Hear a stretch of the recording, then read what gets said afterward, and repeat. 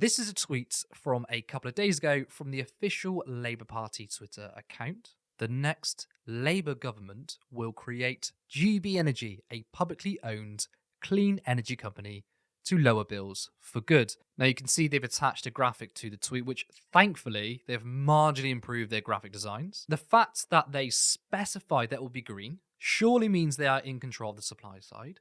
They also say it will be energy independent. Now that is unequivocal. You have to be a supplier in this instance. You cannot guarantee that otherwise, at least for green or clean energy anyway. But this is completely misleading.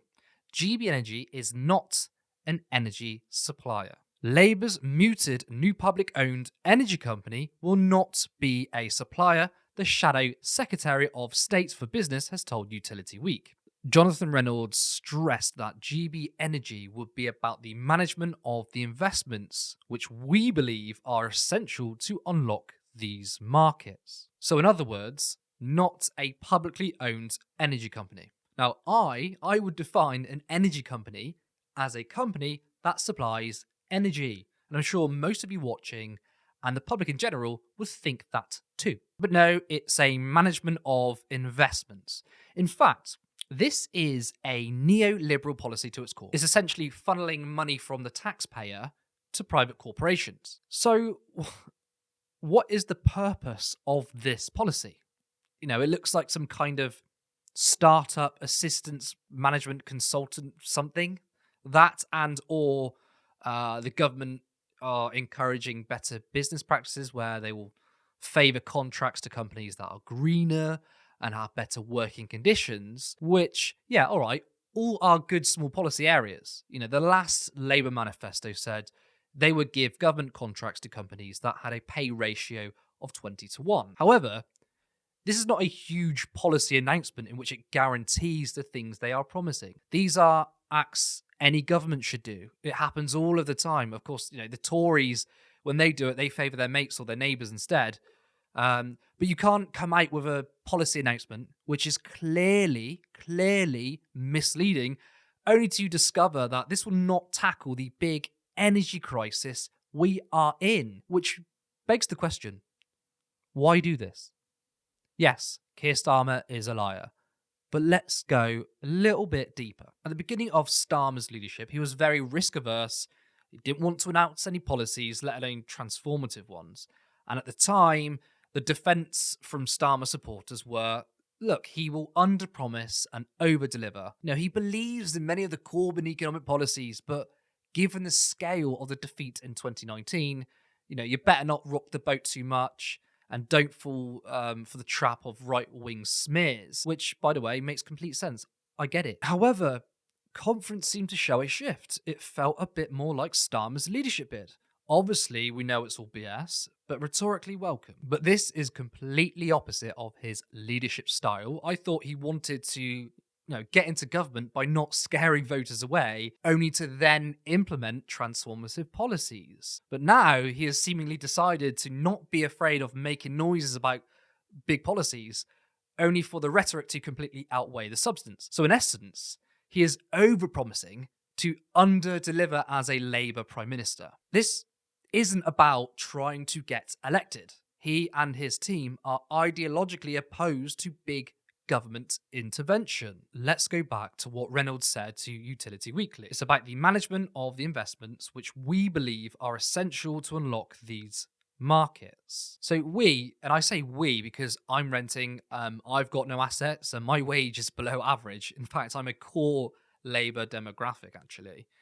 So yeah, we are desperate in terms of energy and in terms of the cost of living crisis. What we need, what the country needs, is government action, not unlocking the markets. This statement shows that Labour are wedded to neoliberalism, that instead of the cost-effective and sensible policy of straight nationalisation, they want to essentially wait and see what the markets do. Now that is indistinguishable from what the Tories believe. Let's look at this from a pragmatic viewpoint. As we know, the Labour Party are big on pragmatism. How does this reduce bills? Well, that's unclear. Could they, subsidise price increases? But that's essentially what the price cap would do. So that's a separate policy. Would they give funding or benefits to companies that offer lower prices? Well, that's not possible because we have a monopoly. I mean, even Martin Lewis literally said on TV a few months ago, don't bother shopping around because it's better financially to stay on the same supplier. And if you have looked, I've looked, if you do shop around,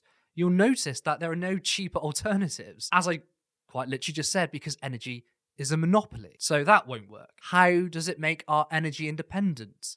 How does it guarantee clean energy? To sum it up, it does none of those things. The market doesn't guarantee anything because it's a market. So all roads literally lead to nationalisation. But of course, that's not adult politics. If you want to reduce costs, become energy independent, and guarantee clean energy all at the same time, the only way to do that is to nationalise energy and invest in renewables. The government can set the price, which will directly help consumers. And if we were talking in terms of independent energy, well, you've got a choice. One is to bring back fracking, which is completely harmful to the planet, and of course will exacerbate climate change. Or the other option is to invest heavily in renewables. If we became solely dependent on wind and solar, it means we would have clean and endless energy. Now, with everything, when technology is in its earlier stages, they are expensive. However, the role of the government is to take the hit. So they can set the prices incredibly cheap. And yes, at first, they won't get a return of the investment initially through cheap consumer prices. But as technology gets cheaper, then over time, it will pay itself. Then, since wind and solar are essentially free energy, we could have a future in which energy is free for everyone and it will never run out. So the incredible thing is we are still having a debate around fracking. The right want to bring it back, and thankfully Rishi Sunak has announced re-banning fracking. But how are we still talking about oil? I know Labour have desperately wanted to not be radical in any way, and it's not just the Labour Party, it's the whole political landscape.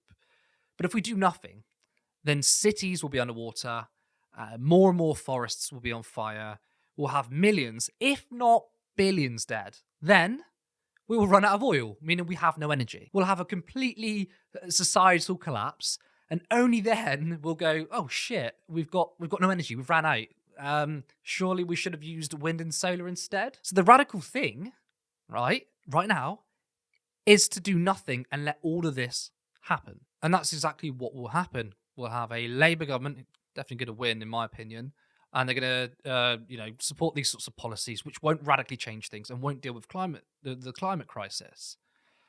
Because they want to seem sensible and not upset the billionaire class. But this is the future we will have. We will have climate refugees. We will have an uninhabitable Earth in order to seem sensible. And it is anything but.